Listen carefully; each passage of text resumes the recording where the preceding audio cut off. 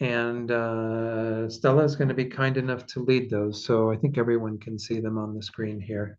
Okay. So we'll do the praise to Shakyamuni Buddha 3 times, to the founder, The endowed, transcendent destroyer, the one gone beyond, the foe destroyer, the completely perfected, fully awakened being, perfect in knowledge and in good conduct, Sugata, knower of the world, supreme guide of human beings to be tamed, teacher of gods and human beings, to you, the completely and fully awakened one, the endowed, transcendent destroyer, the glorious conqueror, the subduer from the Shakya clan. I prostrate, make offerings, and go for refuge. to the The founder, the endowed, transcendent destroyer, the one gone beyond, the foe destroyer, the completely perfected, fully awakened being, perfect in knowledge and in good conduct, Sugata, knower of the world, supreme guide of human beings to be tamed, teacher of gods and human beings, to you, the completely and fully awakened one, the endowed, transcendent destroyer, the glorious conqueror, the subduer from the Shakya clan, I prostrate, make offerings, and go for refuge.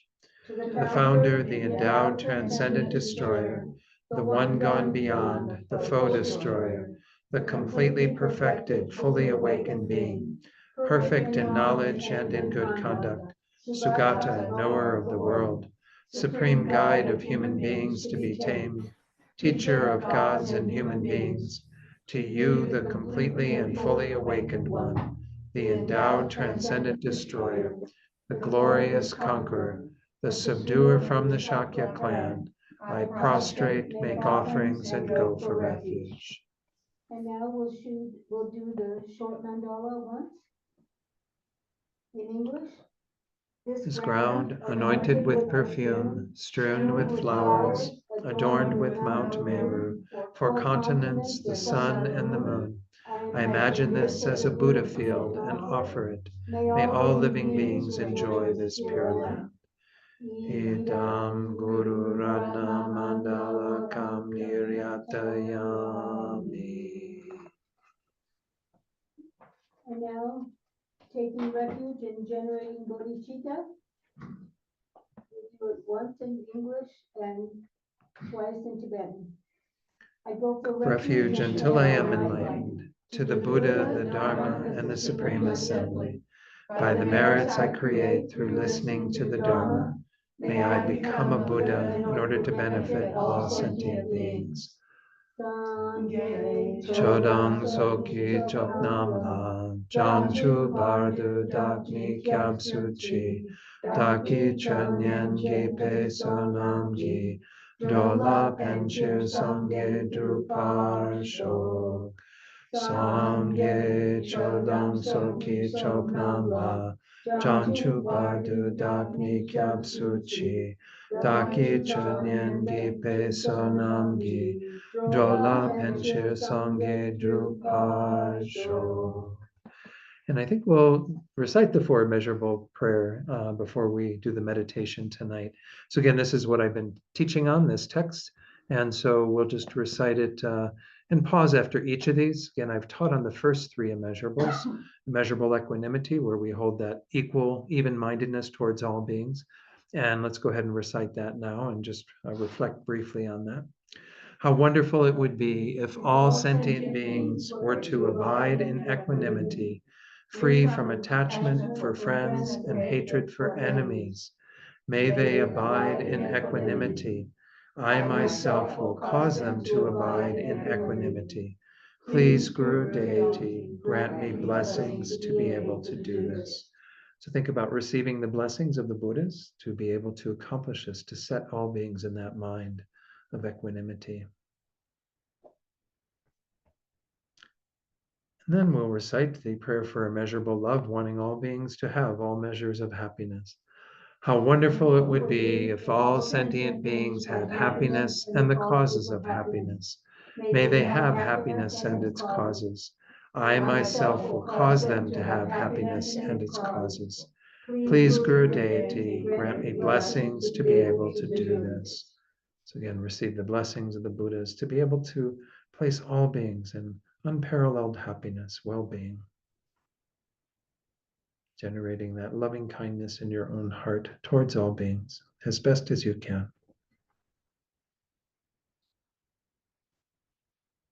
And then immeasurable compassion. How wonderful it would be if all sentient beings were free of suffering and the causes of suffering. May they be free of suffering and its causes. I myself will cause them to be free of suffering and its causes. Please, Guru Deity, grant me blessings to be able to do this.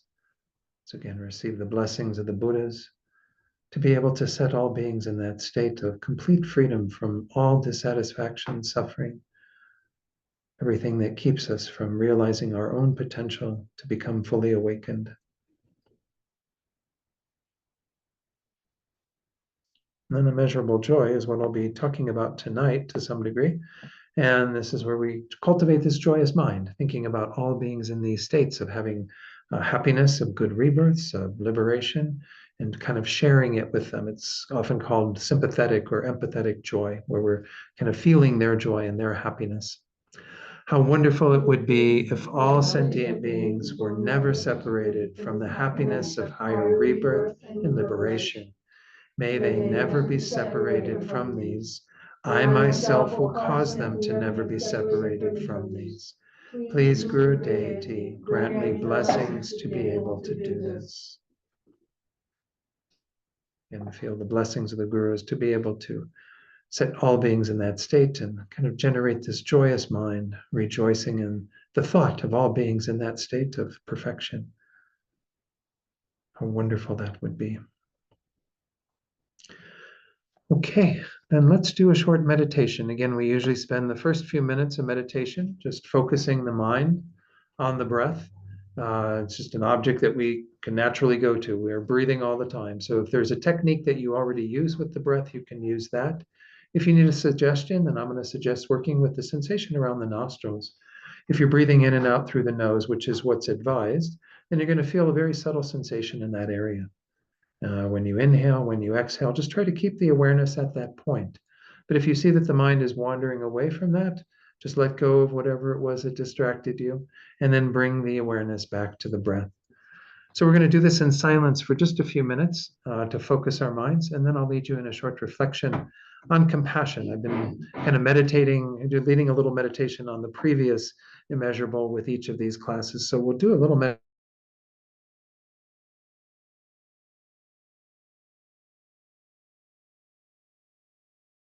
on compassion and channel that into our motivation of bodhicitta, our wish to benefit.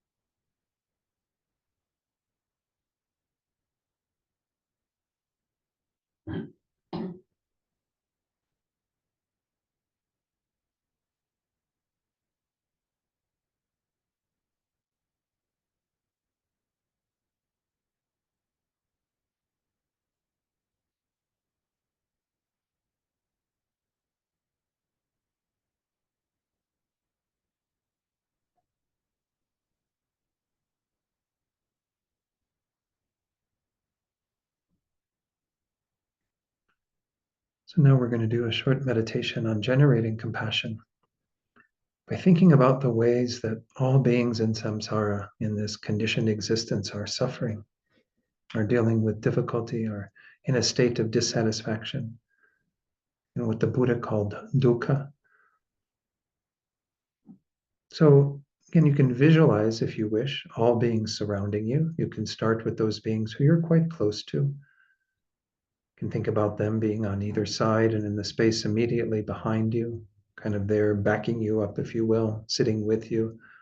These are beings we feel good about in our lives, have a friendship with, a kinship.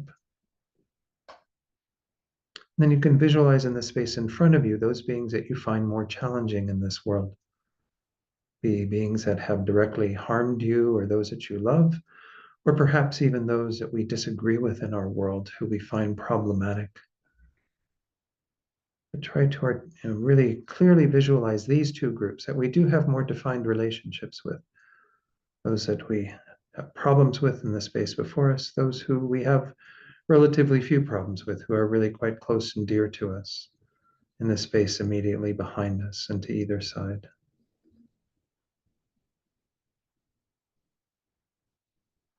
And then surrounding those two groups, going out in all directions, are the beings that we consider strangers. They haven't come into our lives in a more defined way. And so it's just this vast ocean of beings. We can think about them all in a human state, human beings going out in all directions. Again, it's very hard to bring to mind faces for these individuals because we don't know them. They are strangers to us. Let's just do a brief reflection on that mind of equanimity that we ourselves need to generate first. That regardless of how these beings are appearing to us, they are fundamentally the same. Wanting to be happy, wanting to not suffer. There's no difference between those that are my friends and those that are difficult for me, or even the strangers. They're all identical in that fundamental way. And they also all have the potential to find true freedom from suffering and to attain unparalleled states of well-being, happiness.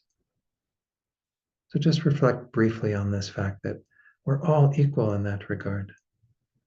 We want to hold that even-mindedness towards all of these beings, seeing that equality.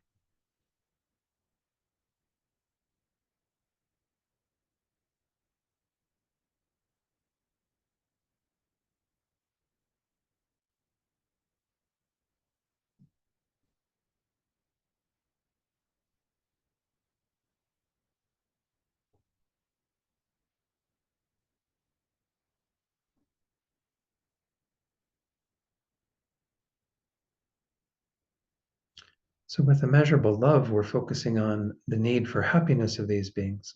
With immeasurable compassion, we're focusing on the fact that they are dealing with this unsatisfactory, conditioned existence.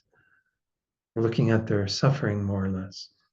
And we're going to reflect briefly on the way that these beings are all suffering in terms of what the Buddha called the three types of dukkha, or suffering, dissatisfaction.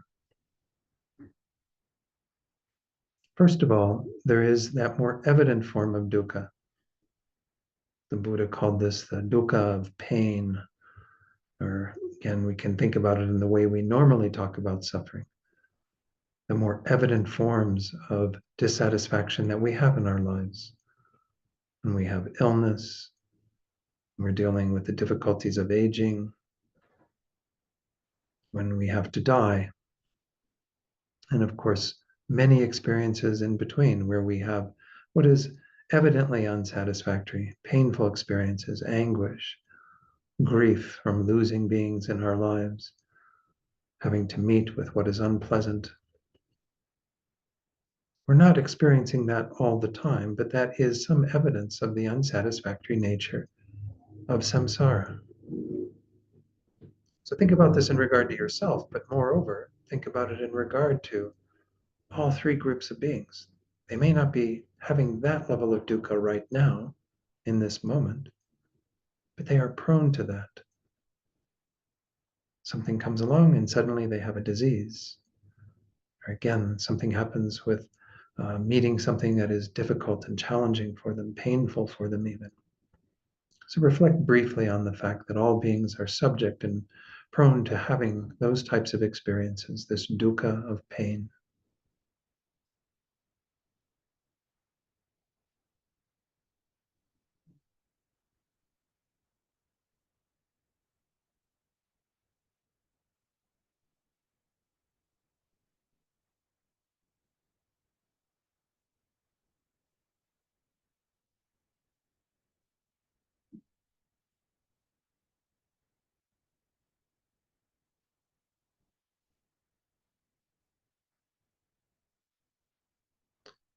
If you feel some thoughts of compassion begin to well up in you, a wish for these beings to be free from that level of dukkha, just let that flow in your heart, in your mind. Just as you want to be free from those painful experiences, so do every one of these beings want to be free from that as well.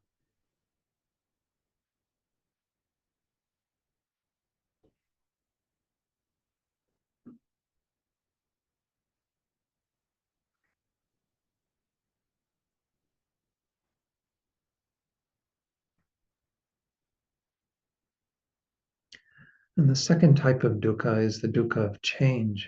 And here we're actually looking at the more pleasant experiences that beings have that are not in the nature of true satisfaction. It's an undercurrent of dissatisfaction with those as well. And we can examine that initially for ourselves. Look at all the pleasant experiences that we've had in this life, particularly when we've enjoyed sense pleasures, good food, good entertainment, what have you.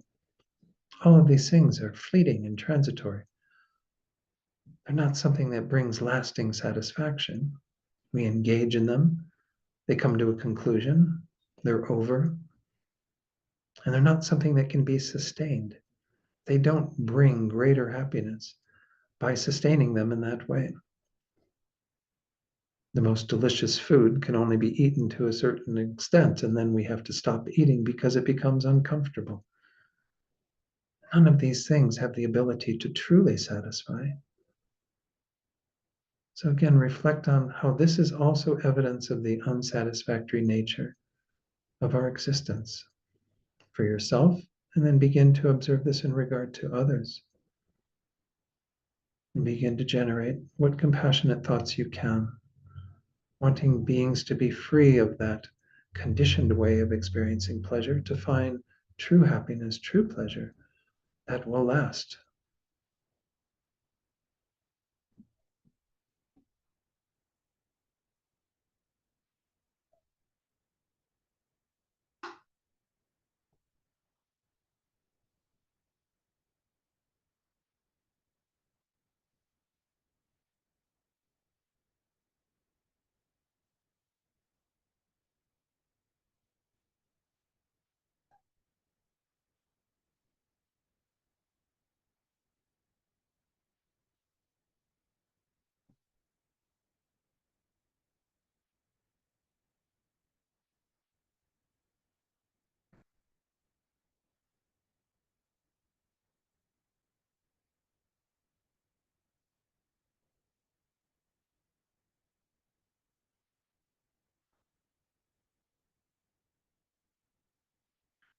And then finally, we get to the third level of dukkha, which is perhaps the most challenging to see, but it speaks to the fact of why we have the other forms of dukkha.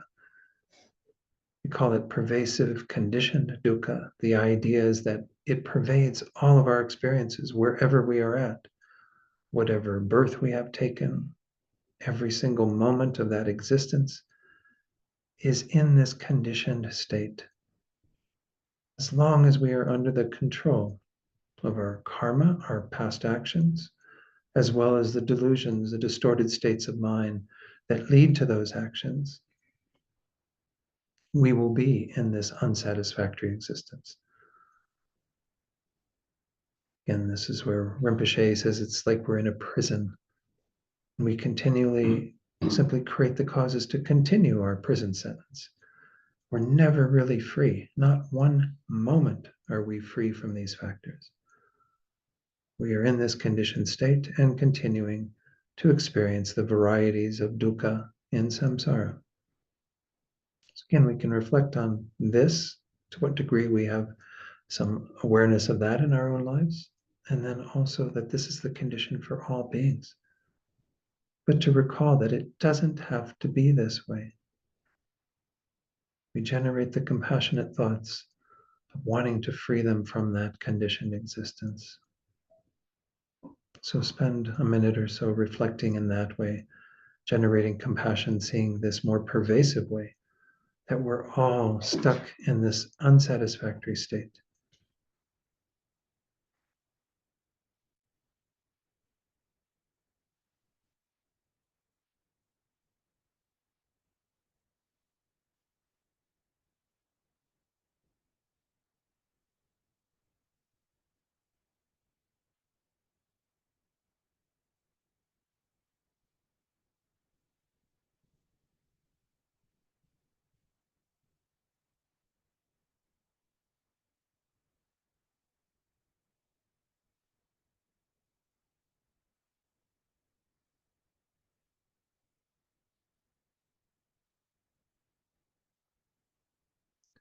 So try to deepen this compassionate thought, recognizing these three levels of dukkha that we ourselves are involved in, that all beings in samsara are experiencing in various degrees. We're all in the same boat. Recall that just as we would ideally like to be free of all of this, it's the same for every being. Begin to generate that compassion that thinks how wonderful it would be if all beings were free of dukkha, all suffering, all the causes of that.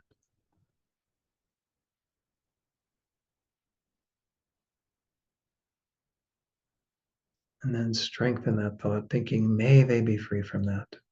May that come to pass. May that not just be a wish, but a true aspiration that we can fulfill. All beings in that state of complete freedom from this conditioned existence and all that it entails.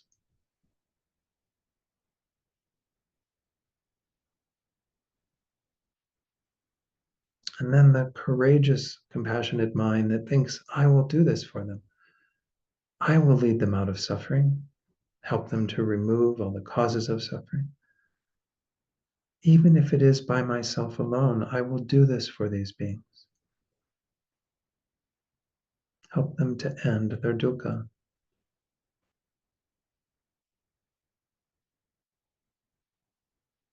And then to channel that into our motivation of bodhicitta. In order to do that, I have to become a Buddha. I have to develop my abilities beyond what I currently have. If I don't become more capable, then I will be limited in how I can help beings. So I have to develop my own mind to that degree, become fully awakened, fully enlightened, so I can then lead all beings to that same state.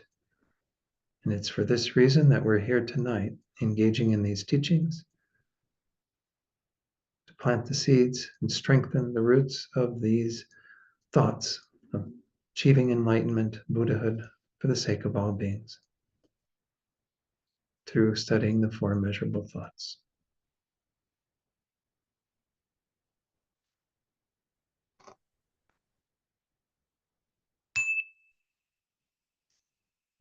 You can open your eyes fully and we'll start the class. So any questions on any of the immeasurables up to this point? Anything that... Excuse me, John, I just Sure. want to mention that I'm going to pass this around, and this is a list of all the people that we're going to keep in our prayers. People who have obstacles, people who have illness, or people who have recently died. I'm going to pass this around if you have anyone you would like to add to this list. Right. Thanks, Stella. And those online, if anyone needs to add anybody to the list, you can go ahead and put them in the chat box if you'd like. So, all right. So, yes, Anne Marie. I have a question. So in all these thoughts, Mm-hmm. it's, may I lead these people and help these people? Mm-hmm.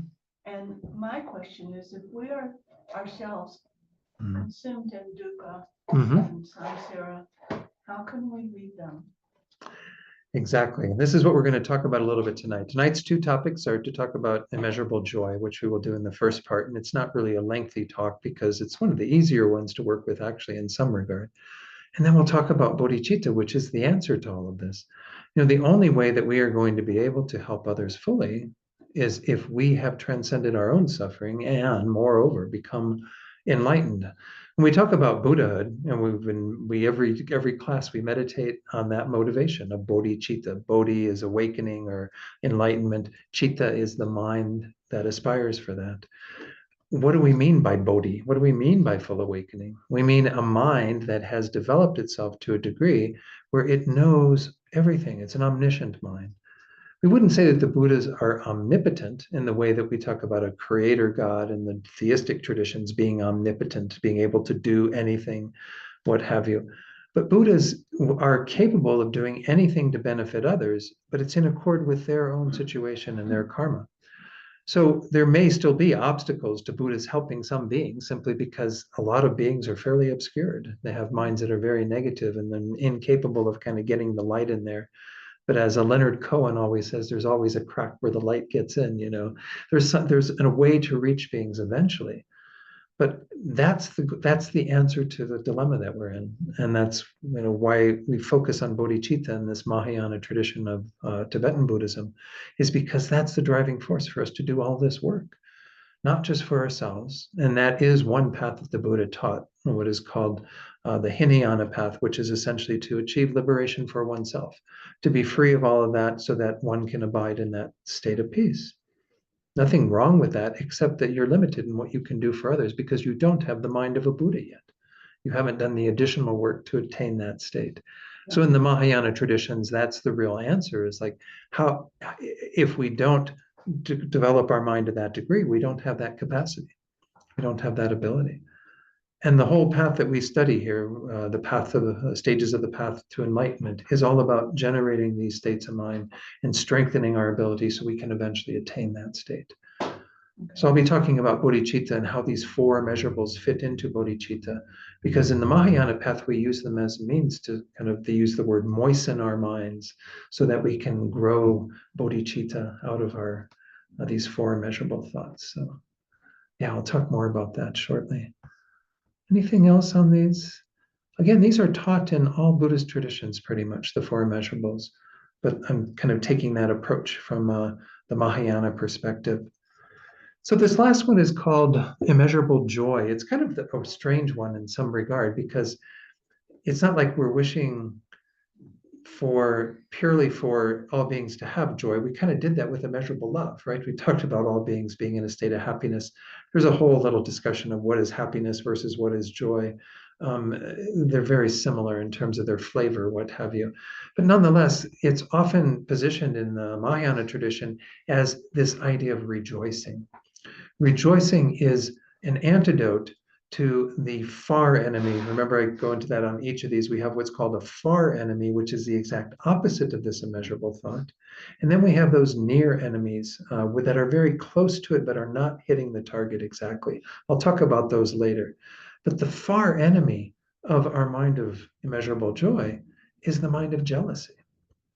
When we don't like to see other people having good fortune in their lives, when we kind of would rather have those things for ourselves than them possess them. And look at how this is operative in our own culture. People don't like to rejoice in the good fortune of others. I would say probably a good share of people like to find faults in others and think, why do they have what they have? They don't deserve what they have. I deserve it more than they do, and so on. That's the kind of mentality that we see, pretty frequently in our culture. So this is an antidote to our jealousy, our envy, where we are looking at others and not really taking delight in the good fortune that they have. And of course, we're talking here in terms of the good fortune of a good rebirth and having the good things within that rebirth, as well as attaining those more, enduring states, what we often call definite goodness, these states of goodness that beings can attain, liberation and enlightenment. So again, I've put together for this course this little handout that it's been going out with the email, weekly email, and it'll probably go out one more time then I imagine, John. Will it go out with next week's email? Maybe, maybe not. You can send it out. Maybe it'd be good, those who might be getting on the email list and would like to receive a copy of this. So there is on each of these immeasurables, I talk a little bit, have some quotes that work with it, then some points for meditating on it. My whole orientation around this is not just to explain these, but to have people have something they can work with in their meditation. So let's go through this first little bit. That's from, once more, Kathleen MacDonald's wonderful book on the four immeasurables. Taking delight in the happiness, success, and good fortune of others is one of the ways that we practice the third. Now, she's saying it's a third because remember, way back at the beginning of this course, I said that I'm doing it in a different order, the Mahayana order, where we put this last and we put immeasurable equanimity first. In the more traditional ones that they do, they put equanimity at the end. But I like the format, and you'll see how it fits into bodhicitta more easily when we get to that in a little bit. So anyway, this is the fourth immeasurable thought. We're working with immeasurable joy. She goes on to say, immeasurable joy is often called sympathetic joy because it's not a private joy, such as what we might feel after winning a tennis game or something, where we take a delight in our own selves. Rather, it's a joy that is outer directed and inclusive of others. Immeasurable joy is like a further extension of immeasurable loving kindness because it wishes everyone to experience happiness, not only now, but far into the future. And on that thought, again, generates great delight. The delight at beings being capable of experiencing this level of happiness and well-being. Because remember, I mean, all of these teachings, and as I was talking just a short while ago about what is entailed in becoming a Buddha, it's all based on the fact that we have what's called Buddha nature. This was very different. I grew up Roman Catholic, and my Roman Catholic upbringing, I was taught from the very beginning that we were fundamentally flawed, that there was something kind of inherently wrong with us, that we needed Jesus Christ as our Savior to be free of all of our original sin and what have you. And some of you may know these concepts if you were brought up in that type of tradition. But in Buddhism, it's like, yes, there is something that is amiss. Buddha says very clearly, yes, things are not right. We're not okay. That's that first noble truth that we were just meditating on, dukkha, the truth of dukkha or suffering, that things are not okay. But there's a cause for that. And of course, that cause can be removed. And it is because we have a fundamentally pure mind that everything that causes those problems can be removed. Everything that is disturbing our minds is not inherent in our minds. It's not there because we're sort of bad people and we need someone else to rectify things for us. It's something that we've had this condition, that we are under the control of these factors, and those factors can be removed. So when we look at others with this mind of joy and rejoicing, we're rejoicing in the fact that they all have this potential. And we want them to achieve their greatest happiness and well-being within that. And we take delight in whatever it is that they are able to achieve based on their own standing, at this time in life. So again, every being is on this path of hopefully progressing to some greater state. Most beings aren't aware, of course, of all of what can be done, the state of Buddhahood that can be attained. But that's the premise for why we can look at them with all of these thoughts, essentially. Why we can cultivate immeasurable equanimity towards them and love towards them and compassion towards them is because their condition is not set in stone, something that can be changed. We know, of course, in our own everyday Western way of thinking, that things can change. Absolutely. That's why people do therapy or do other things, because they want to change how they are in this world and what have you. The degree of change that the Buddha talks about is pretty extreme to go from our unenlightened state all the way to the state of Buddhahood, completely possible for every being. So all four of these are based on that concept, but immeasurable joy in particular is where we take delight in whatever beings have been able to do to move on that trajectory. So even the smallest thing that beings experience that is some measure of happiness or well-being is due to their own practice of virtue. This is the fundamental teaching of karma. We are the creators of our own experience. John's shirt for the center here, right? Through our thoughts, we create the world. We make the world. This is what the karma is essentially about. It's through everything we do that starts with our thoughts that we create karmic seeds, karmic potentials that ripen into our experiences. If you want to have good experiences in your future, you generate wholesome, positive, loving, kind thoughts. If you want to have unpleasant things in your life, you're welcome to generate mean, nasty, angry thoughts, what have you. So again, this is the choices in our own hands in terms of what we want to create.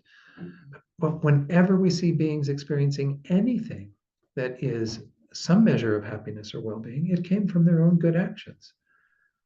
And let's use, for example, the richest person on the planet. We all know who that is. I don't need to name names. That person has all of that wealth due to good karma. Yes, other conditions came into play in this life that caused that wealth to accumulate. But the Buddha would say that there's no way that you could have that level of wealth without the karmic seeds being there.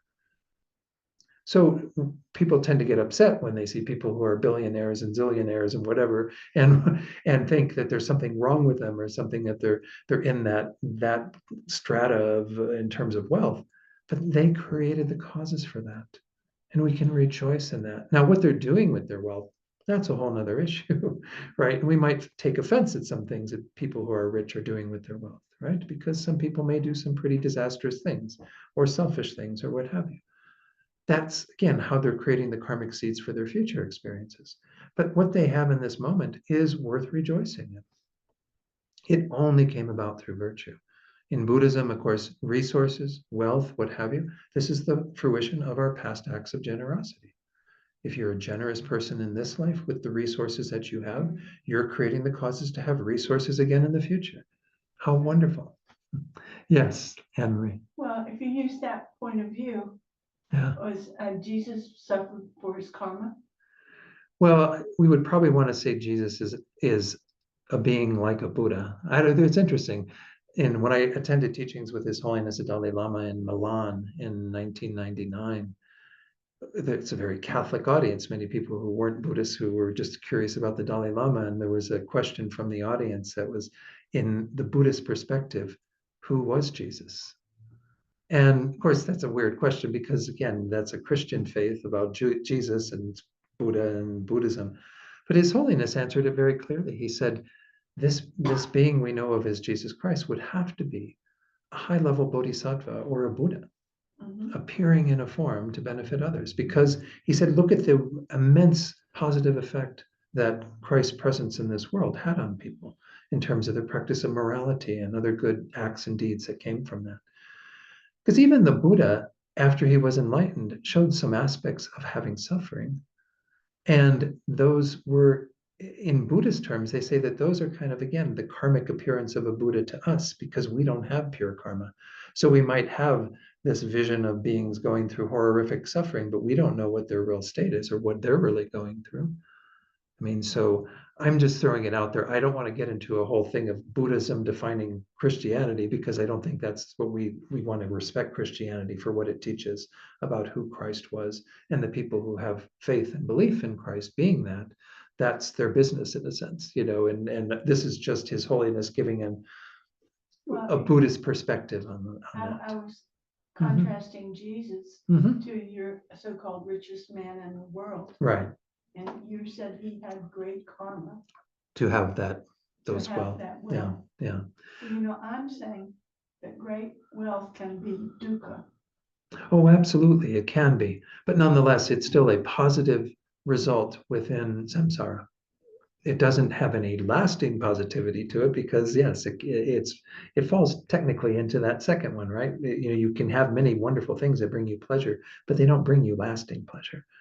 Eventually that wealthiest person is going to die and leave behind all of that wealth and not take it with them at all. So anyway, but I think the point I was making about Jesus Christ is that I think Buddhism would say that he's probably in a different category than just a being like the richest being in the planet who is still conditioned in these ways.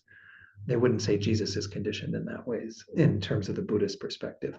But I don't want to, again, make it like I really want to respect, and I have a lot of roots in interfaith work and what have you, and I never would want to project too much onto someone else's tradition, because there's different points of view there about who Jesus was, and I can fully respect that, and I think His Holiness the Dalai Lama does as well. He was just giving an answer of how we would explain that. But I think we'd explain again, Jesus Christ is a very different being in terms of what is appearing and manifesting versus the richest person on the planet that is probably still under the control of their karma and delusions and going through life after life in the way that we are. Now, maybe not. He could be a Buddha for all I know. This again, we never know who we're interacting with, what their own individual status is. But we can probably make the assumption that most beings that we interact with are suffering sentient beings like ourselves. So, but Jesus Christ is kind of outside that category. Let me go through the technique that I put together for first beginning with rejoicing in one's own goodness, cultivating. Whoops, I didn't mean to do that. I wanted to just move this up a little bit, move stuff around here. So I can, whoops, too far again. I think I can do it with my cursor now. Sometimes when I first go on there, I have to, okay. So again, this is the first point, is that we have to begin by cultivating joy in our own goodness. This is something we don't even do that much, and it's a very meritorious practice. First of all of these meditations begin with considering how you're the same as all beings and deserving to be happy, both temporally and ultimately, as well as having the potential to know those states of well-being. That's what I was mentioning earlier, that Buddha nature, that we all have the potential to experience unbelievable happiness temporally in our lives that are conditioned, but ultimately beyond that state of conditioning in the state of liberation or Buddhahood. And then generate an attitude of joy in your own goodness through the following steps. First of all, recall your own good actions and qualities, those that have been beneficial to others, to you, or to both. We do a lot of things throughout our day that are really quite kind. Most of you have pets, or maybe you feed birds outside or something. This is a wonderful act of generosity that you're doing. You should rejoice in it. Maybe at the end of every day, I encourage people to do some rejoicing, at least at the end of the day, if not throughout your day. Just rejoice in all the good things that you do, how you take your resources or your time or whatever, just give attention to other beings, to their welfare. Or when we tend to ourselves and doing the things, our meditation, our practice that are about cultivating our deeper qualities, such as reflecting on these four immeasurable thoughts, all of this is very beneficial for ourselves and for others. Then with each of these positive qualities or virtuous actions that you recall, think that it is good that you did these things, that you're glad you did them, and that you would gladly do them again. This is one of the deeper purposes for rejoicing. Rejoicing is one of those things that if we do frequently, then it really feeds into our mind of wanting to do these things. Our minds are totally malleable. We can change our minds into whatever way we want them to go. This is why, again, people can become very good at having minds filled with anger because they feed that anger and perpetuate the processes by which that's generated. And they become people who think that that's who they are. I'm just an angry person, right? Well, you can become a joyous person, a compassionate, loving, kind person by doing the same thing, but you just have to attend to it. Well, cultivating this mind of rejoicing is about kind of encouraging you to do the same thing again and again. To say, yes, it's good that I did these things. It's good that I, did my meditation today. It's good that I was kind to those beings in this way, feeding them, what have you, that I gave money to someone who was homeless on the street or whatever. And I need to keep doing those things. Those are feel-good experiences, right? We want those to kind of strengthen and grow. So that's one of the side effects that, is worth thinking about, that if we continue to rejoice all the time, then we start generating more energy behind doing those things that we're rejoicing in. Point number three there, rejoice in as many actions and qualities as you can remember, generating a more and more expansive feeling of joy in your heart. Because this is not just I'm thinking about these things, it's I'm generating some joy. It's interesting, in the Book of Joy, which is the book that encapsulates the dialogues that His Holiness had with Archbishop Desmond Tutu in Dharamsala back in, it was before the pandemic, I'm guessing around 2016, 17, somewhere in there. They had this wonderful 5 days of dialogue. They talk about how joy has many different definitions. You can talk about joy just being the joy that we have from sensory pleasures, but we're talking here about kind of this joy that is sharing in this goodness that we are about ourselves and creating and that we see in others. So it's really a very powerful emotion for us to have. There's a great researcher of emotions. He's the one who actually kind of mapped how different emotions show on the face. They did a TV show based on this idea, like somebody who was able to read everyone's faces, so they were able to kind of know what was going on with them. Paul Ekman is his name. He's a researcher. But joy is one of the most important kind of positive qualities that we have that we can manifest. Be a source of joy for others by being joyous. That's one of the messages they have in that book, The Book of Joy.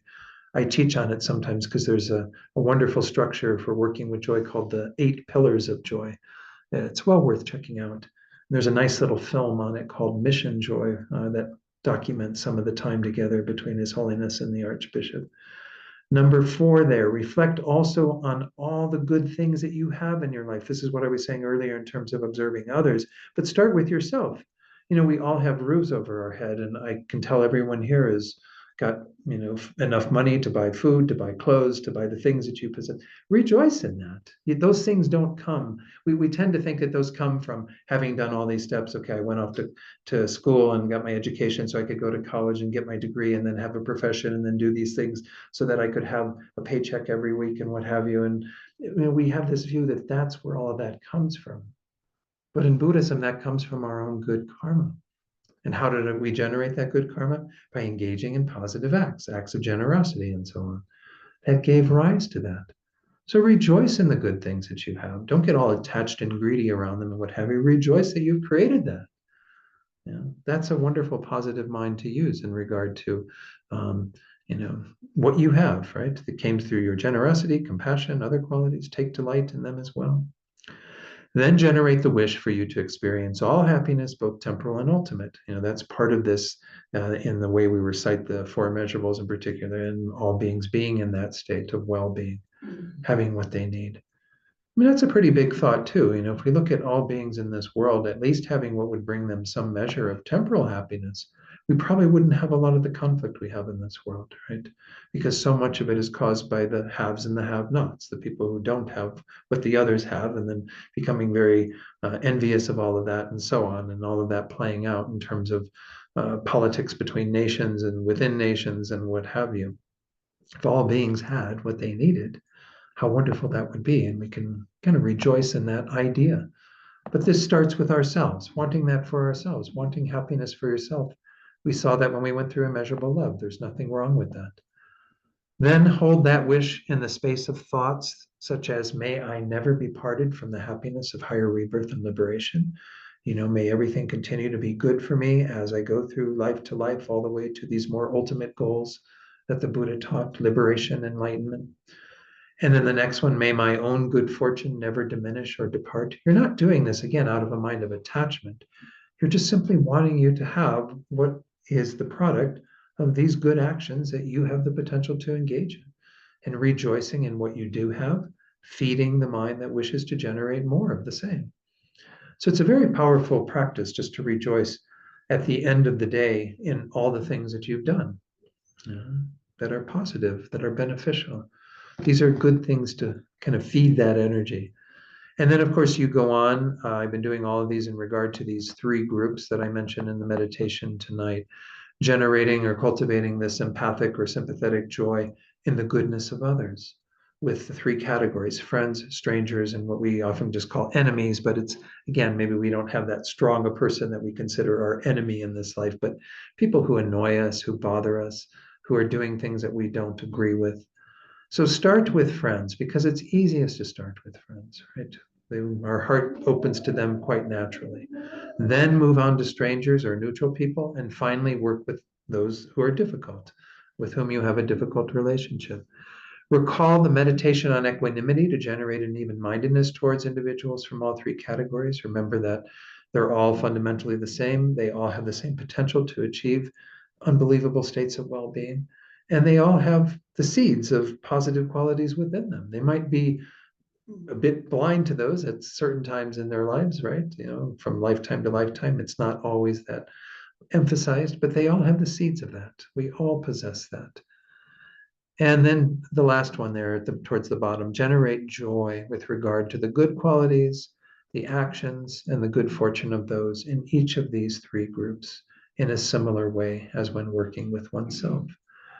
So again, anyone that we see, any being that we see, of course, there are certainly beings who are dealing with an awful lot of dukkha, right? Or even when we observe beings who are in the animal realm, which we can witness in the world around us, we might have some difficulty in seeing something we might rejoice about them because they've ended up in a state that's not so fortunate.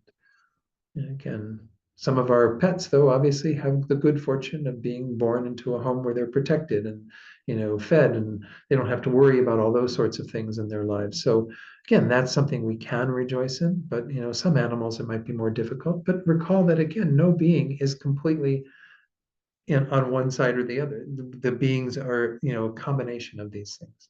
We all have good qualities. We all have things that are in our mind that simply need to be cultivated and developed in order to attain these deeper states of well-being.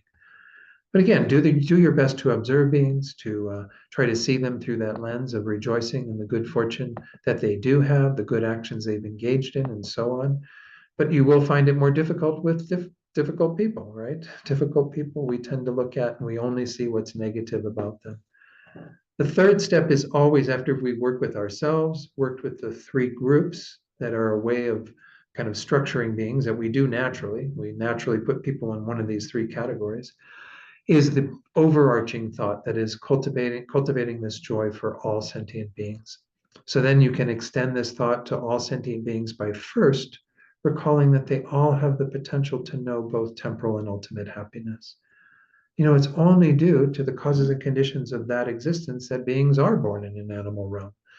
With other conditions, they could have been born into a realm where they had much greater potential or ability to actualize that potential and greater resources, what have you. But again, everything is the potential is there within the minds of beings to achieve one or the other. If needed, you might also recall the many ways that they are kind in order to further open your heart to their well-being. This is something I talked about when we did Immeasurable Love 2 weeks ago. Again, that meditation on the kindness of others is the addendum 1 that I put together here. So that's in your handout, and you can review that, remembering that we're redefining kindness there. Kindness isn't somebody being directly, intentionally kind to you necessarily. It can also include the indirect way that beings are kind to us. As I pointed out when we went through that, the ways that were kind to us, are always kind to us in producing the food that we eat, the clothes that we wear, and so on. And that was especially evident during the pandemic when we depended upon so many beings continuing to do what they did just to sustain our bodies, to have, the energy that we needed to keep our lights lit and whatever. All these things were dependent upon the kindness of other beings, and they always are. So that's another measure of kindness. But even those people who are difficult for you, we can see as being kind if we recognize that we need those difficult people in our lives. You don't want to wish them on others necessarily, but if they're in your life, if you've got difficult people in your life, which I think every one of us would raise our hand to that question, right? We all have people who we find challenging, if not in our immediate life, certainly in the world around us and in our nation and what have you. Well, you need those people to push your buttons because you're never going to generate deeper levels of patience, compassion, kindness without them. How will you become incredibly patient if somebody isn't annoying you, if somebody isn't challenging you? Maybe some of our friends can do that for us too, but we need those difficult people. We need difficult situations. This is, again, an orientation that we have around our practice here in the Mahayana tradition as well. But let's go back to where we were. Okay, then this final kind of thing in regard to cultivating this empathetic or sympathetic joy. Then cultivate that with regard to all sentient beings with the following prayer, meditating on each line and taking delight in the well-being of all sentient beings. And this is the prayer that we recited just a short while ago, the 4th verse of that. How wonderful it would be. This is the schema for all 4 of these. This initial thought that is this just kind of wish, how wonderful it would be. Wouldn't that be great if all beings were in that state. The second one is like you're making that happen to a stronger degree. May that happen. May they never be separated from all of this amazing happiness. And then the third is that Mahayana motivation. I myself will do this. This is where we're going to, again, look at how that really feeds into bodhicitta. That's the remainder of tonight's talk, is really to kind of understand how these in the Mahayana tradition are really about cultivating that wish to generate this altruistic intention, this wish to benefit all beings to the greatest degree that feeds into bodhicitta, that feeds into our eventual attainment to the state of Buddhahood. And then the last line is receiving the blessings. It says their guru deity. Remember, we've talked about how there is a Buddha of compassion. The one in particular is that is useful for this reflection on the four immeasurables is four-armed Chenrezig or Avalokiteshvara. Yeah, he's back here in the corner. This last painting that's on the wall here. If you want to come up after class and take a look at that. I don't know if might not be that good for me to take it down. Might not get it back up without knocking something over. But anyway, he's got two arms at his heart holding a wish-fulfilling jewel that is said to be this mind of bodhicitta. And then he has two other arms that hold a rosary and a lotus, or vice versa, lotus and rosary, sorry. Lotus in the left and rosary in the right. That's how I should usually remember it. They both start with R and L, okay. So anyway, these four arms represent the four immeasurables. And so this is a nice figure to work with. But we can invoke that presence. Again, this is just one aspect of Buddhahood, is that great compassion of a Buddha, manifesting in a form, this white being that has these four arms and so on. And we invoke that presence in our lives so that it blesses our minds so we can accomplish these four immeasurables. And we think that this is kind of our gurus, our teachers in that form, appearing in a way to help us. So any questions or comments on immeasurable joy? Because we're going to kind of move it into how we bring all of these together into bodhicitta. Yes, please, It may not Leslie. be about immeasurable joy, but the idea that somebody who is materially successful materially in this world, that is a result of good karma. Does it follow that somebody who's the opposite of that in this world Destitute is right, or just struggling, that is negative karma? Yeah, I mean, this is the way that it's explained. And again, whenever the subject comes up, I do like to emphasize, because I mean, karma is an incredibly complex topic. Don't think that it's that kind of linear and clear cut. We can't really even know the deeper causes of things because we just don't have that mind. They say only a Buddha's mind can really know all the inner workings of karma. But essentially, I always emphasize that karma is an explanation. It's not a justification, because I think that our culture tends to get into justifying why people are in this strata or that strata or whatever. And it's not about justification. It's about simply explaining, well, the causes weren't created in the past, and so the results aren't there to ripen. It's the same thing as if, all of your neighbors grew these wonderful vegetable gardens in the summer. Now we're here in this, the months are starting to warm up. We're getting more, hopefully we'll get more rain and everything, but all the conditions can be there for them to grow these amazing gardens, right? But they have to take the initiative to do it. You don't just sit there from your window looking out on this plot of land and going, where are my vegetables? Where are my vegetables?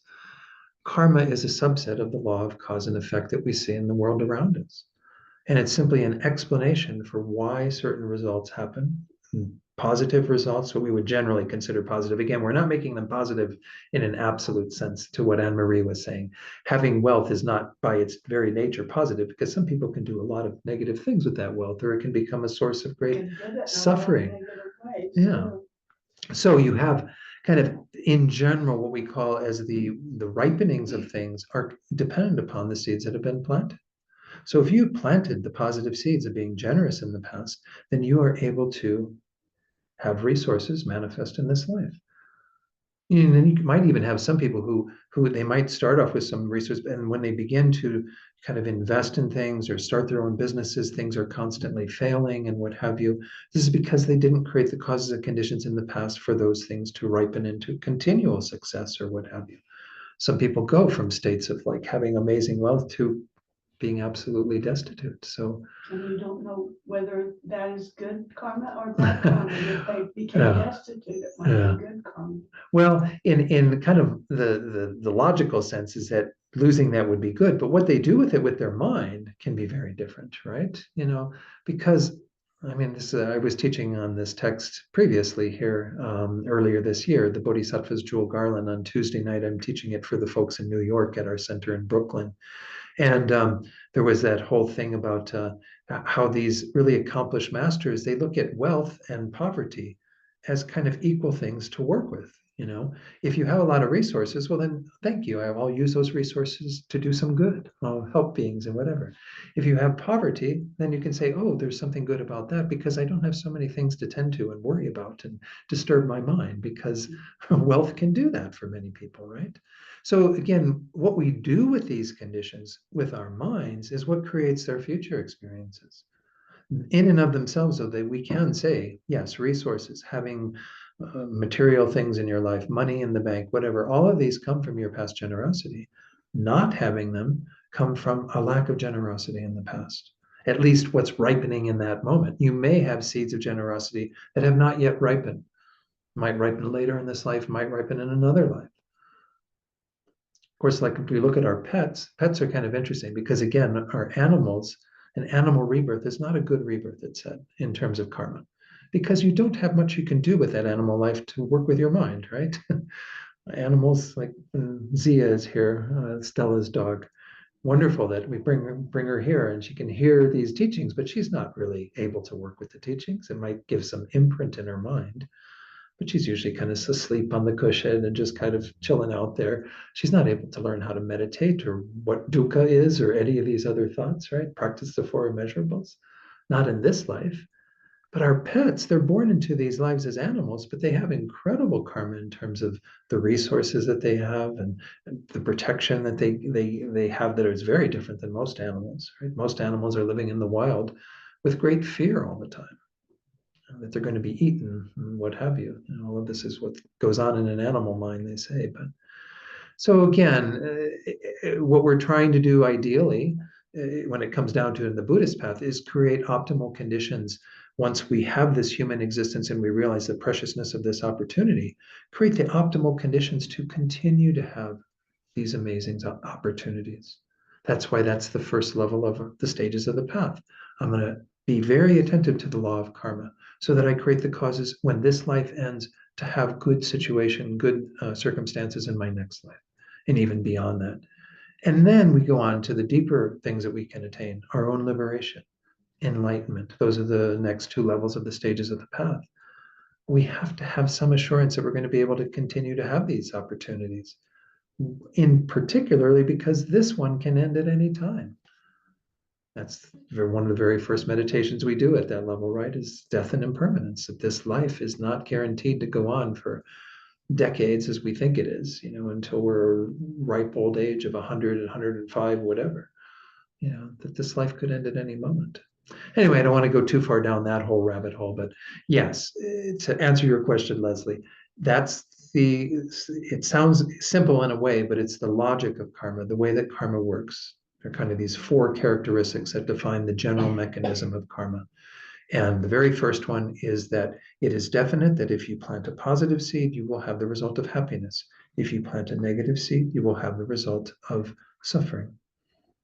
And of course, resources are a part of that, but as was pointed out by Anne Marie, I mean, sometimes we might have greater suffering when we have wealth than when we have, poverty. But it really depends upon our own minds and how we are able to work with situations. Thanks for that. Yeah.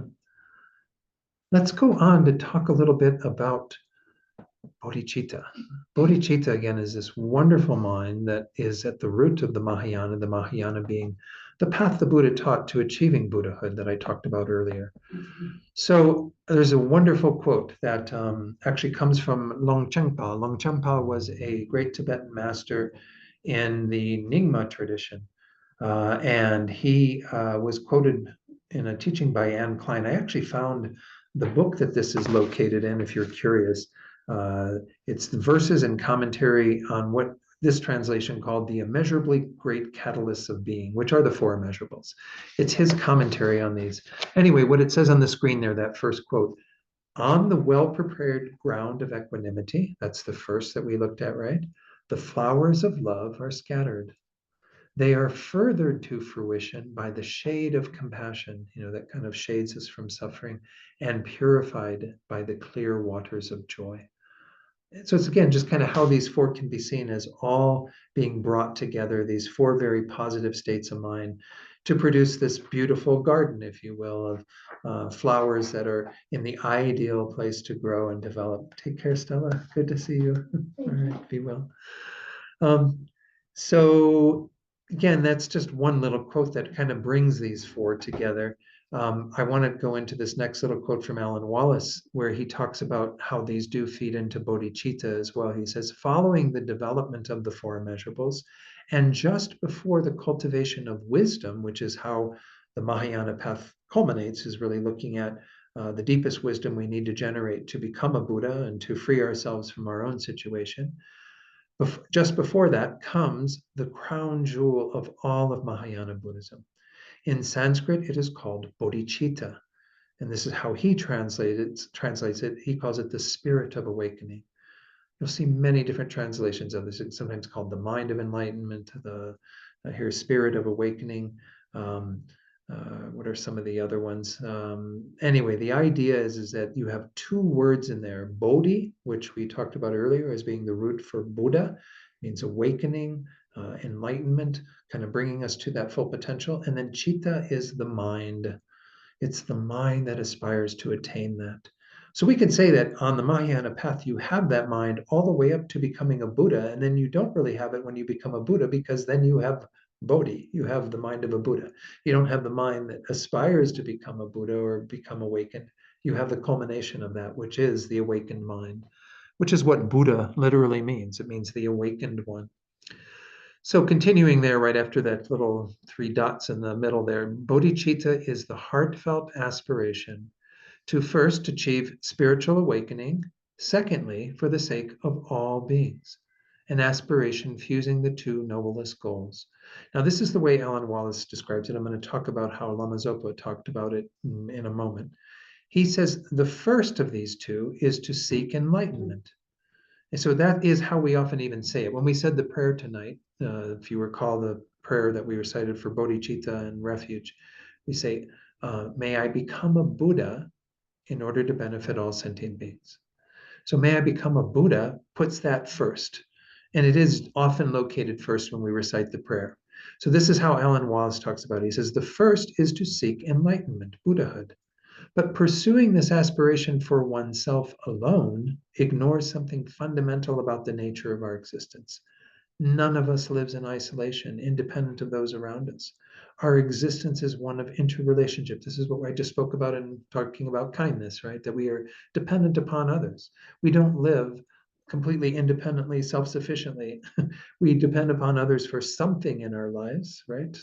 Some people might like to live off the grid and feel like they're completely on their own, but even to get off the grid requires the assistance of other beings, right? To have what will be necessary to take you to that place, right? So every being depends upon others. Thus, our aspirations must include the welfare of others. This brings us to our second noble aspiration.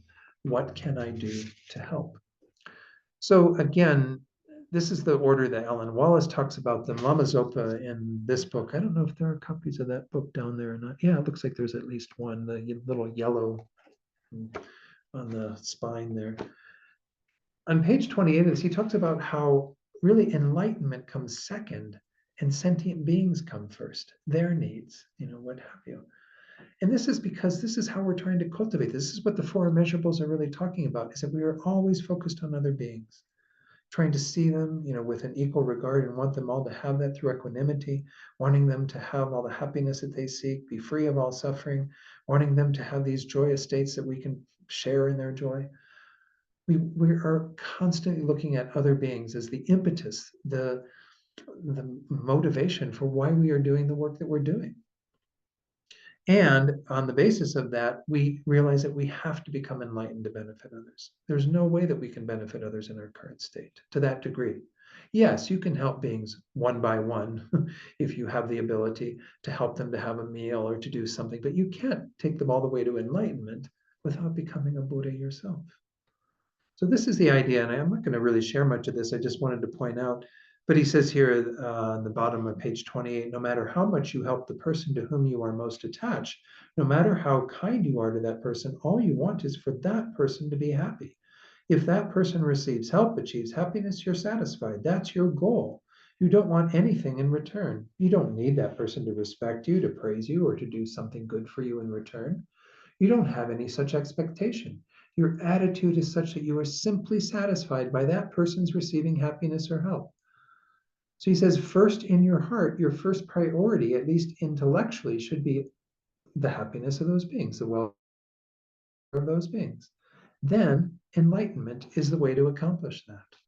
So that's the way we should think about when we're generating this mind of bodhicitta, is that we are looking at it from the perspective of, I want to benefit all beings. Well, how should I accomplish that? And even the techniques for generating bodhicitta are based in that kind of logic, where you kind of arrive at a place where your love and compassion is so great that you are drawn to the question, well, then how do I enact that?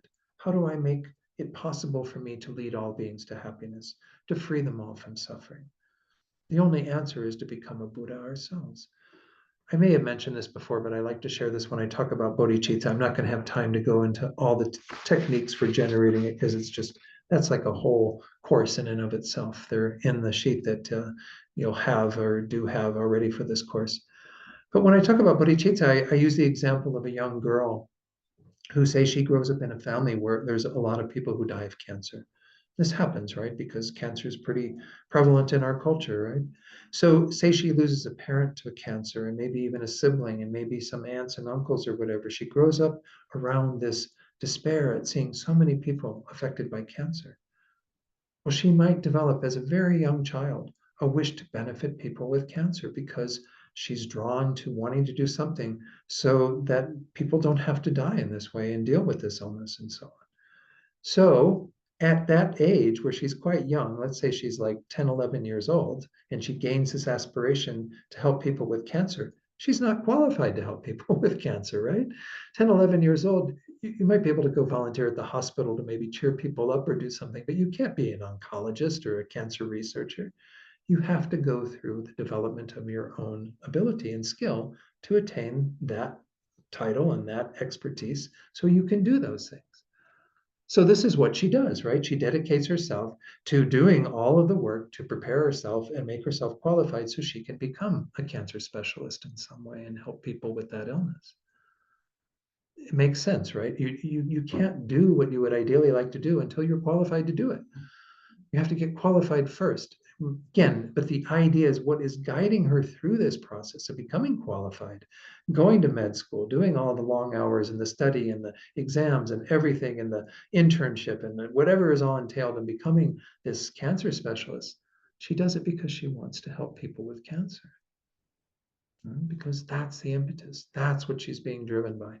So I think it works really well to explain, what bodhicitta is. It's once we have observed beings through the lens of the four immeasurables, once we have seen how we want to be the agent to help them to achieve these wonderful things, well, then we have to become qualified to do that.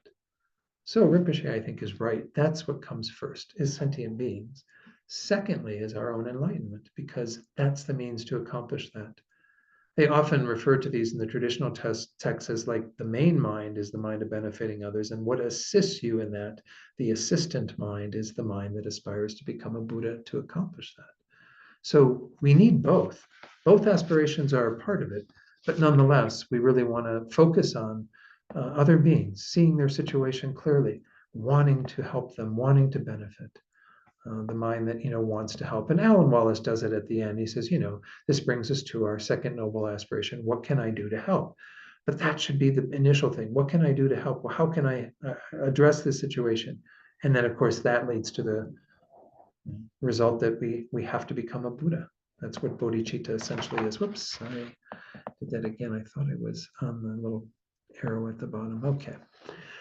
There are two techniques that are generally taught for generating bodhicitta. I'm not going to, again, have time to go into these. I'm just putting them on here as a, if you are interested in pursuing this, there are lots of resources out there. Any of the stages of the path texts in our tradition will go into all of these different steps. But of course, I'm just going to talk briefly about how these four measurables are fitting into this.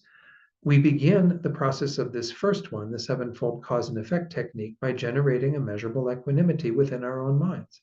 If you're going to generate a mind that wants to become a Buddha for the sake of all beings, you have to have an even mind towards all sentient beings. You can't have biases that think, oh, well, I'm going to become enlightened for all my friends and people I'm close to hell with everybody else, or especially to hell with those people, who you find challenging or difficult. Then you generate bodhicitta through these 7 steps. That's why it's called the sevenfold cause and effect. Seeing them all as having been your mother, because we've had countless rebirths. Every being has been our mother, it is said. And so we recognize that. We remember the kindness they showed us as our mothers, and even the kindness we see from them in the ways that we talked about earlier. We wish to repay that kindness. And then we generate love and compassion, which of course are embedded within immeasurable love and immeasurable compassion, with that intention to be the agent of doing that. That's what makes it great love and great compassion. It has that immeasurable quality, but it's going beyond just observing all beings, really wanting to take responsibility for that, having the intention to place all beings in happiness and free all beings from suffering, which again was embedded in the prayer that we did. So it's not that different, but it's just in the more traditional teachings, immeasurable love and immeasurable compassion are really just like that first and second thought. How wonderful it would be if they were happy. May they be happy. It doesn't go on again and to generate that thought of, I will be the one to do that. So love and compassion are the roots of bodhicitta. They really are important, because if we don't have that feeling of genuine concern for the welfare of others, then again, there's no impetus to seek enlightenment, to seek Buddhahood. Then we develop that pure superior altruistic intention, which once more is really going to that place of saying, I will do this no matter what it takes. I care enough about beings and their suffering and their wish for happiness that I will do whatever is necessary. And that leads to the question, of course, well, and how are you going to accomplish that? By becoming a Buddha. And that's where we arrive at this mind of bodhicitta. We're not naturally born with this thought of, may I become a Buddha for the sake of all beings. That's why we need these steps to drive us to that place where we say, I absolutely want to help beings because of everything that preceded it. How do I benefit them? By becoming a Buddha. Just like the young girl, I see all the suffering and cancer causes in my own life and in the lives of others. How do I help address that? By becoming a qualified cancer specialist. All right, then the second technique is a little more complicated in some ways, but it involves this idea of equalizing and exchanging self and other. It's based on the concept that we're all driven by a sort of self-centeredness. It's often called self-cherishing, but we tend to think that through this lens of ourselves and me, myself, and I, and what I need every day, that somehow my needs are more important than others. This is one of the big blocks we have to generating bodhicitta, because we need to overcome that mind that thinks of me being most important and relegates others to an inferior position. So as above, as it says there on that first bullet point, begin with the basis of cultivating immeasurable equanimity, which I don't need to talk about again. Then the steps for generating this are different until the very end. They become the same at the end. But first, equalize oneself and others. Again, see that there's no difference fundamentally between oneself and others. Yes, your individual situation right now in this moment is different, but we're all in the same fundamental situation. So there's no need to think my happiness is more important than others. Their happiness is at least as important as mine. And then in the next 2 steps, we go through a thought process of recognizing that if we continue to follow this mind that's only about me, myself, and I, we're only going to create negative karma in that process. And if we adopt the mind that cherishes others, that wishes to, take them and make them more important than ourselves, then we actually will have amazing benefits. Karmically, this is what happens, right? If we're greedy and stingy with our resources, like I was talking about earlier, then unfortunately, we don't create the causes to have those positive results. If we are free flowing with our resources and give gladly and freely to others, well, then we're creating the causes for our own well-being. When we cherish others, it's the cause of our happiness and their happiness. When we don't, and we cling tightly to ourselves, it's the source of our own misery and the source of misery for others. So again, win-win situation versus lose-lose situation should be easy for us to pick which one we want. That's the next step, determining the ability to exchange self and others, just saying yes, and on the basis of this, I will exchange my own priority of myself with putting others as most important, learning to cherish them. And then there's this wonderful little practice that I don't have time to go into in great detail called Tonglen. You probably have heard of this. Pema Chodron writes about it, teaches on it frequently. She's a wonderful author in the Tibetan Buddhist tradition. It's involving compassion and love, as we saw in the other technique, but it's involving them with this technique of Tonglen, where we take away the suffering of others. Instead of our tendency to push the suffering away from ourselves, we think about gladly, willingly taking it upon ourselves to generate our compassion to an even greater degree. And then the giving side of it is normally we hold everything we have that brings us happiness very dear to ourselves. We just keep it very tightly to ourselves. We want to give all of that to others.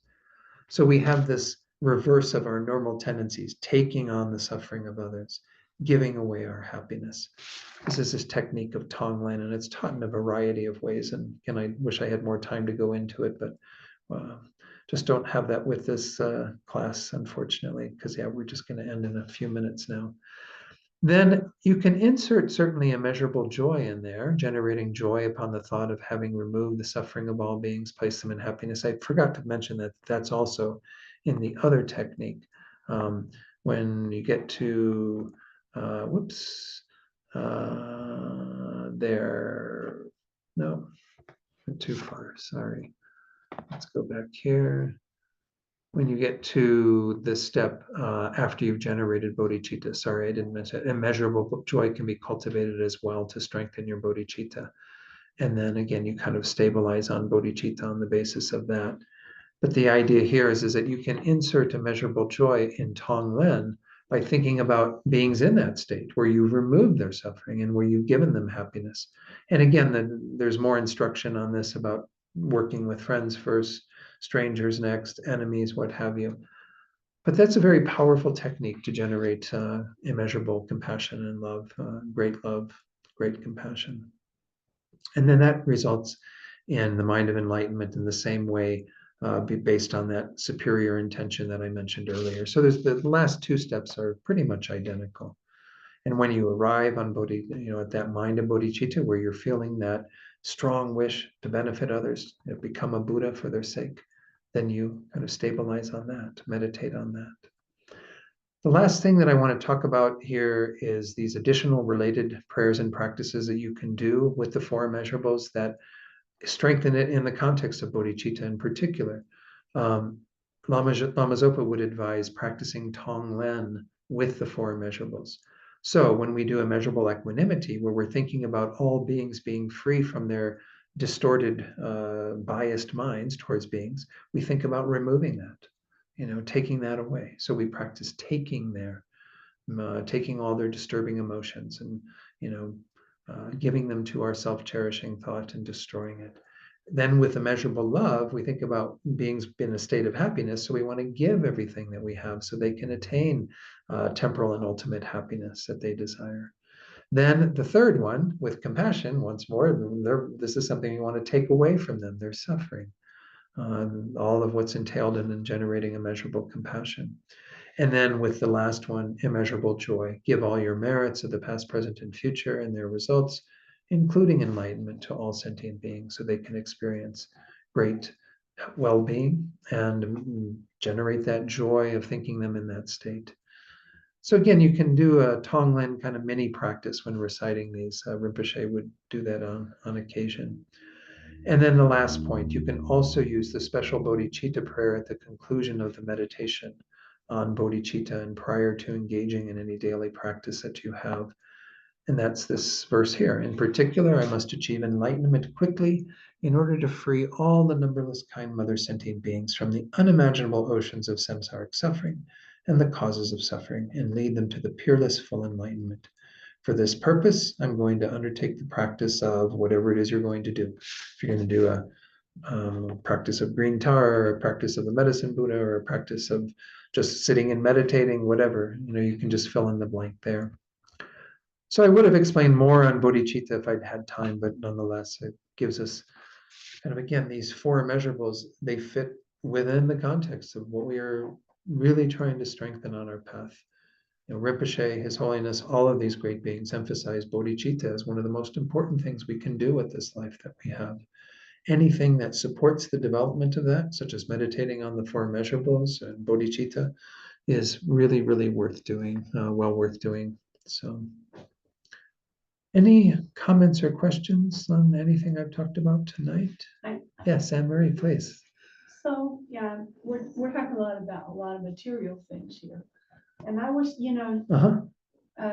we, people were brought up to pray for people who are sick or in trouble or Sure. stuff like that. Mm-hmm.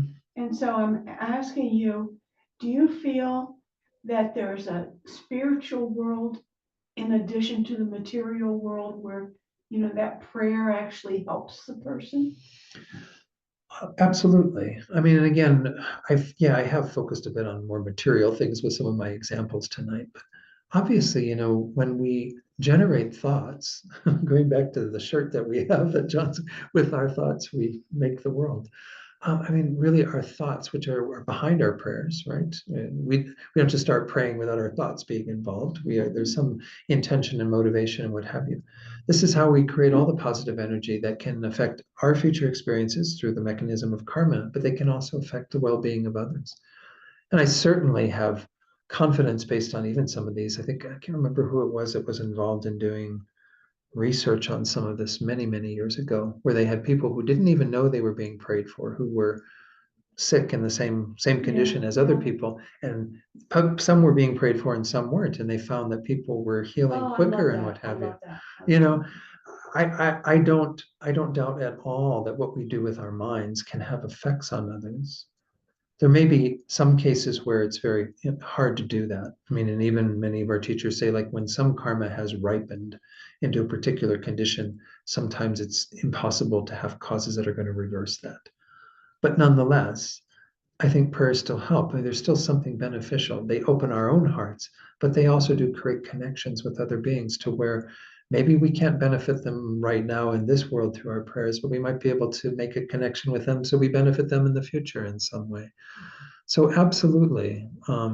That's why we do dedication prayers in many ways, is because although we always are thinking about dedicating at the end of all of our classes for the benefit of all beings, that's a pretty big concept, all beings. We want to start with those beings whose situation really moves us, where we feel like there's some kind of karmic connection there that we want to strengthen, because that's what we have to work with mainly initially now, but obviously through these trainings, we want to expand that, make it bigger and bigger.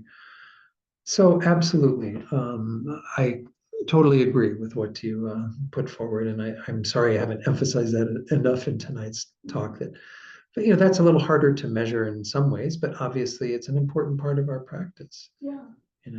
Lama Zopa was, well, I don't want to use the word notorious. He was well known, let's put it that way, for his long dedication. So he would often dedicate. You'd be sitting there, be like 3 a.m, and Rinpoche would be dedicating till like 4 a.m, and so this was what he really felt like, that he really wanted to emphasize. It's important that we make our thoughts very expansive and inclusive of all beings as much as possible. And even specific beings he would often have dedications for. So yes, Mary Jo. And so in regards to the dedication, it seems like it would be very good to put people on that list that we're having difficulty with. Ideally, it would be. I mean, I don't know everyone's politics, but I'm going to use Donald Trump as an example. Back in 2017, this was the last retreat I did with Rinpoche in North Carolina. At the end of each class, or at the end of the day, when he did his dedications, he would talk about this prayer that we're going to recite shortly, the bodhicitta prayer. He would say, may bodhicitta be generated in the hearts of all beings, especially all Americans, and especially Donald Trump. I mean, and this is what he would say, was like, he would really want beings who might be problematic for some beings in this world to generate this wish to benefit all others. I mean, that's a really pretty profound thought, right? Yeah. And whoever it is that is your Donald Trump or your whoever, because I don't want to get into the whole politics thing, but whoever it is that you find problematic, really wish for them to have everything that will bring them to a path of seeing what is most valuable, being able to benefit other beings, what have you.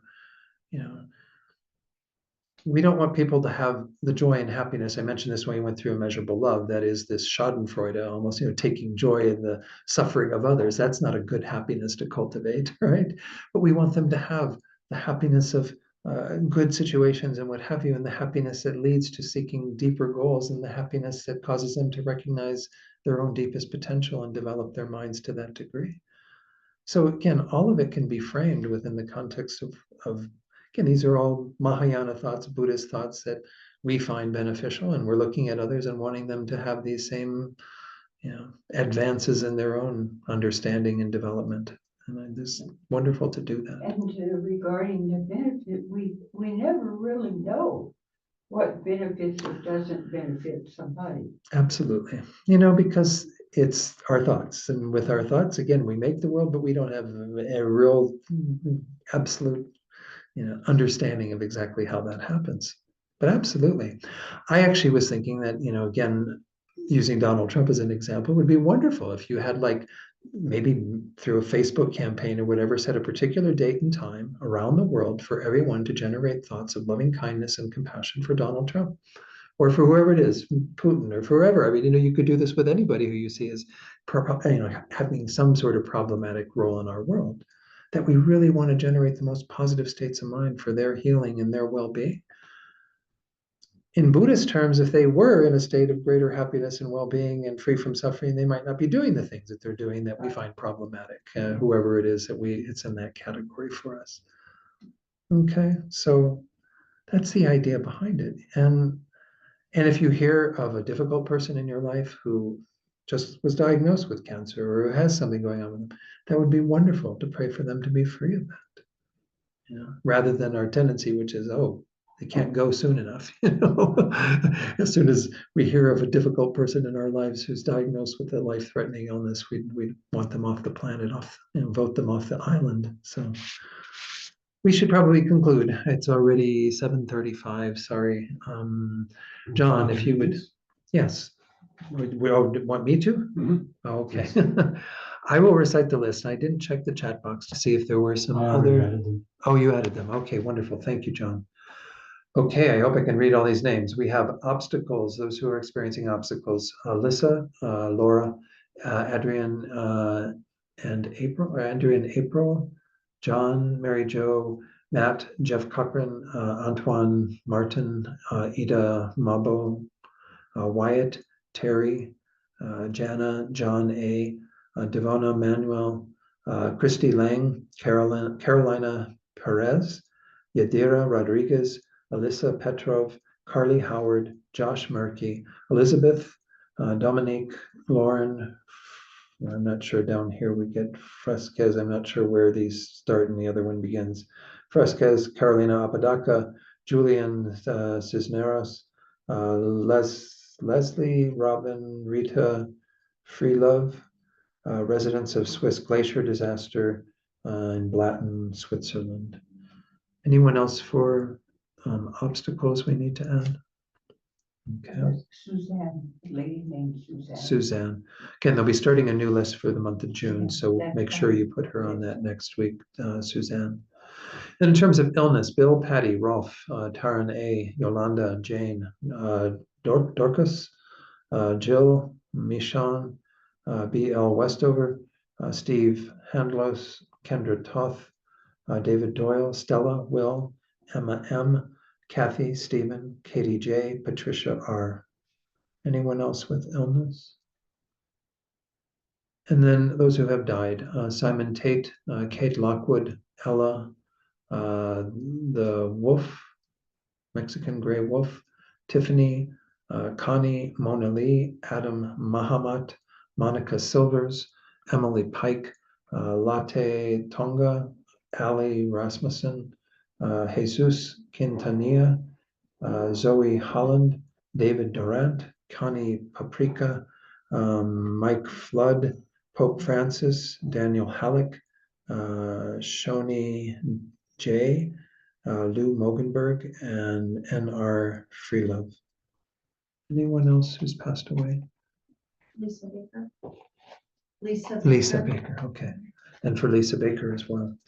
So again, all of those beings that we've mentioned tonight, we dedicate quite specifically for them, but also all those beings who, as Jana always adds, on prayerless anywhere, that we are making prayers for all of those beings to be free from the suffering they're experiencing and to find the causes that lead to true peace and happiness. Let's go forward with our dedication prayers. I will put these on the screen and then lead these for you. We begin with the general dedication prayer where we dedicate in line with the motivation we had at the beginning of tonight. Due to the merits of these virtuous actions, may we quickly attain the state of a Guru Buddha and lead all living beings without exception into that enlightened state. So now we're going to recite this bodhicitta prayer. That's the one I mentioned that Rinpoche added, and Donald Trump especially. But we can think about this as not just for ourselves. It doesn't say that really when we look at it. The verse just says, may bodhicitta that hasn't arisen arise and grow. And if it has arisen, may it increase. So we can think about all those beings who we would ideally like to have bodhicitta in their hearts and minds, especially those that we do find perhaps problematic in this world. May the supreme jewel bodhicitta that has not arisen arise and grow, and may that which has arisen not diminish, but increase more and more. And then the prayer for His Holiness's long life. It's coming up on his 90th birthday on July 6th. So we want to create the causes from our side to continue to have him in this world with good health, a very long life, and for all his holy wishes to be fulfilled. The wish-granting, wish-fulfilling jewel, source of every single benefit and happiness in this world, to the incomparably kind Tenzin Gyatso, I beseech, may all your holy wishes be spontaneously fulfilled. If you can hang in there for just a few more verses, we're going to do the prayer for the swift return of Rinpoche, our fearless leader. What was the phrase used earlier? Anyway, the idea is that it's said that his reincarnation has happened, but we have not yet located his reincarnation, and we want everything to be auspicious for that and for him to be of great benefit in whatever form he's taking for this world. So we recite these verses for that. Peerless teacher and assembly of the children of the victorious ones, Shravakas and Pratyeka Buddhas, victorious Losang father and sons, along with the lineage masters, all the objects of refuge of infinite lands, please bestow the virtue and goodness of accomplishing this prayer here and now. Holding and spreading the Muni's precious and complete teachings through explanation and practice, you wore the armor of patience that is never discouraged. Incomparable Venerable Guru, to you I make request. While striving single-pointedly for the sake of the victorious one's teachings, the sole gateway through which all benefit and happiness emerge, and for mother living beings, you suddenly departed to peace. What a great loss. Nevertheless, through the undeceiving truth of the blessings of the ocean of the three jewels and the great waves of bodhicitta of the children of the victorious ones, may the smile of a reincarnation swiftly beam in glory for fortunate disciples. Again, thank you all for inviting me to continue to share the Dharma with all of you these last months since January or so. I can't remember when I started. I think this February. Yeah, that's right. I was doing something else on Thursdays in January. So anyway, I was happy to spend these 4 months with all of you, and I'll look forward to being back with you again at some time. So thank you all for being here tonight in particular, and everyone online. Appreciate it. Thank you, Eloise. John. You're a treasure. Thank you, Don. Well, Thank you. all right. Okay, be well, Thank everyone. And you. next week, Geshe Sharap returns, same time as we did tonight. Wonderful teachings on the Rice Seedling Sutra. So hope you can join for that. All right, everyone, be well. Right. Bye.